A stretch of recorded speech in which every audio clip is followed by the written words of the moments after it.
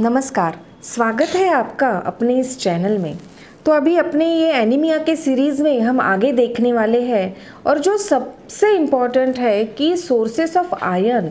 तो ये आयरन कहाँ कहाँ से हमें मिलता है, कौन से जो फूड है जो आयरन रिच है। तो अभी ये हम देखेंगे कि सबसे रिच फूड जो है वो हम देखेंगे, फिर सीरियली सीक्वेंस वाइज नीचे नीचे नीचे आएंगे। तो इसमें हम देखेंगे कि 100 ग्राम ऑफ वो फूड अगर हम लेते हैं तो हमें कितना मिलीग्राम ऑफ आयरन मिलता है। तो सबसे पहला नंबर आता है उसमें कि आड़ू। आड़ू मतलब गार्डन क्रेस करके सीड्स आते हैं। तो अगर आपको पता भी नहीं होगा तो आप YouTube पे देखो, सर्च करो, आपको पता चलेगा और इसकी रेसिपीज़ भी पता चलेगी। तो ये इसमें 100 मिलीग्राम ऑफ आयरन मिलता है 100 ग्राम ऑफ आयु पे। फिर सेकंड रिच सोर्स है लोटस स्टेम ड्राई। कमल का जो स्टेम रहता है, अगर वो ड्राई करके खाते हैं तो उसमें भी अराउंड 60 मिलीग्राम ऑफ आयरन मिलता है। तीसरा है नाइगर सीड्स, यानी वो ये सीड्स रहते हैं जिसे हम करहाड़ बोलते हैं। तो ये सीड्स भी आपको अवेलेबल हो सकते हैं। इसकी चटनी बनाते हैं, बहुत टेस्टी रहती है। तो इसमें भी 60 मिलीग्राम ऑफ आयरन पर 100 ग्राम ऑफ फूड मिलता है।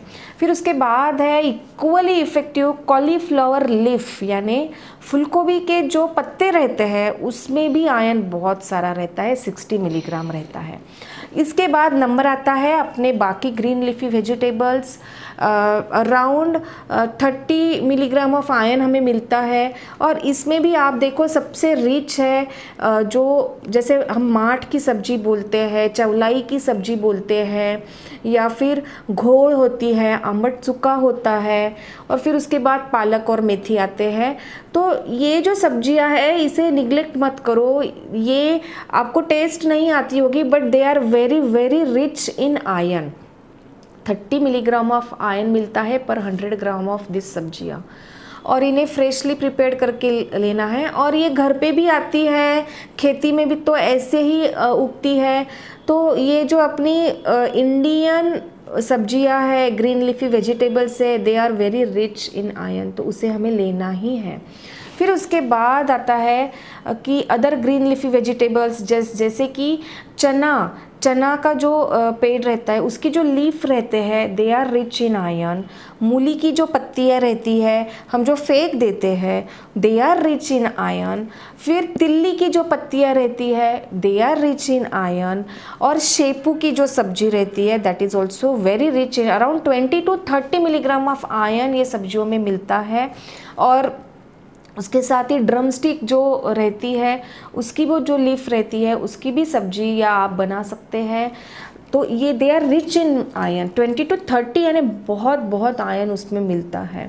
फिर आगे हम देखेंगे कि 8 to 10 मिलीग्राम आयरन किस में मिलता है। तो वो है सोयाबीन, फिर फुटाना है उसमें भी मिलता है, फिर काले अंगूर है, फिर काले अंगूर है, फिर मनुके है, ब्लैक कलर मनु का, फिर पेंट खजूर है, अंजीर है, फिर वाटरमेलन है, तरबूज is also rich in iron.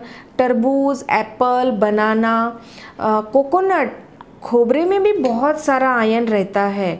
फिर अपने सब पल्सेस जो है दाल जो है उसमें भी आयरन रिच रहती है, तो सभी प्रकार के दाल लेना चाहिए।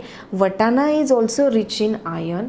फिर उसके बाद आता है number 1 to 2 milligram of iron. इसमें आयरन है बट कंपेयर टू 60 मिलीग्राम ये बहुत कम आयरन है। तो अगर हमें आयरन रिच फूड लेना है तो ऊपर के फूड के ऊपर ज़्यादा ध्यान देना है। 1 to 2 मिलीग्राम किस में रहता है, तो बादाम है, सीताफल है, चीज़, बीट, गाजर। तो ये मिसकंसेप्शन जो है कि बीट में बहुत ज़्यादा आयरन रहता है, तो ये ऐसा नहीं है, इसमें 1 to 2 मिलीग्राम ही है। फिर काजू है, खोवा है, और गेहूँ, बाजरा, अदरक, इनमें भी आयरन 1 to 2 मिलीग्राम तक हमें देखा जाता है। इसके साथ ही नॉन वेजिटेरियन जो आयरन है वो चिकन, मटन, अंडा, इसमें अराउंड 1 to 2 मिलीग्राम रहता है। बी फ्रूट में अराउंड 20 मिलीग्राम ऑफ आयरन रहता है। तो इसमें क्या है, आयरन के दो टाइप्स रहते हैं हीम के, एक हीम आयन और एक नॉन हीम आयन। तो जो हीम आयन रहता है ना वो नॉन वेजिटेरियन फूड में रहता है, दैट इज़ इजीली एब्सॉर्ब, यानी क्वांटिटी कम है बट वो एब्सॉर्ब इजीली हो जाता है, इसीलिए उसकी वजह से हीमोग्लोबिन बढ़ता है जल्दी से। बट ये जो अपन वेजिटेरियन डाइट है इसमें नॉन हीम आयन रहता है तो ये एब्सॉर्ब नहीं होता है इजीली। उसके लिए एब्सॉर्प्शन के लिए विटामिन सी चाहिए रहता है, जो इंटेस्टाइन आंतड़े रहते हैं वो तंदुरुस्त होने रहते हैं, कोई वर्म इन्फेस्टेशन नहीं होना, माल नरिशमेंट नहीं होना, उसके साथ कोई फाइटेट्स नहीं होना, कार्बोहाइड्रेट फूड नहीं होना, तो ये सब चीज़ें हैं, या फिर कुछ ब्लीडिंग नहीं होना अंदर। तो ये चीज़ों की वजह से ये जो नॉन हीम आयन रहता है जो वेजिटेरियन फूड में, ये भले ही मिलीग्राम कंटेंट ज़्यादा हो लेकिन ये एब्सॉर्प्शन नहीं होता, इसलिए जो चीज़ें एब्सॉर्ब करती है आयन को वो चीज़ें ये आयन रिच फूड के साथ अगर अपन मिक्स कर देते हैं और कुछ चीज़ें अवॉइड करते हैं तो आपका हीमोग्लोबिन ज़रूर बढ़ेगा। तो ये मैंने आपको बताया है आयन रिच फूड, तो इसका लाभ ज़रूर लीजिए। कुछ क्वेश्चंस होंगे तो ज़रूर पूछिए। आपने ये वीडियो देखा तो और आपको अगर ये पसंद आया होगा तो ज़रूर लाइक कीजिए, शेयर कीजिए और चैनल को सब्सक्राइब कीजिए, बेल आइकॉन ज़रूर दबाइए। और ये एक स्टेप है इंडिया को एनीमिया फ्री बनाने का, तो ज़रूर इसमें शामिल हो जाइए। Thank you.